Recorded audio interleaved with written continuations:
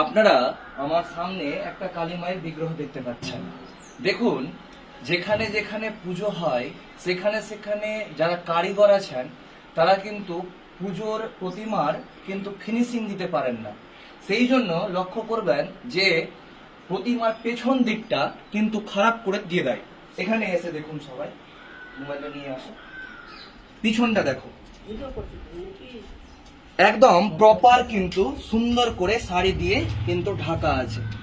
আমি অনুরোধ করব যারা যারা কারিগর আছেন তারা কিন্তু যেগুলো মূর্তি দিবেন, বিগ্রহ দিবেন কোনো বাড়িতে, যাতে এরকম করে পিছনটাকে পুরো শোভিত করে তারপরে দেন।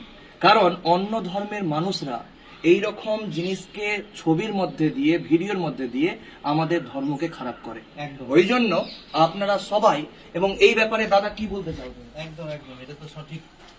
পিছন দিকটা কাপড় দিয়ে অবশ্যই ঢাকা উচিত। হ্যাঁ, আর কারিগরের এরকম ভুল কাজ, কারিগররা যারা যারা দেখছেন আমার ভিডিওটা, আপনারা কিন্তু এই জিনিসটা মাথায় রেখে আপনারা সুন্দরভাবে প্রতিবার পিছন দিকটা, সামনের দিকটা আপনারা যা করছেন করছেন, সুন্দর তো করছেনই, পিছন দিকটাও যাতে সুন্দর করেন, যাতে পরবর্তী সময়ে কোনো অসুবিধা না হয়, কোনো ধর্মের কোনো লোক আমাদের সনাতন ধর্মকে এইরকম ভাবে খারাপ কিছু না করতে পারে, ছোট করতে না পারে।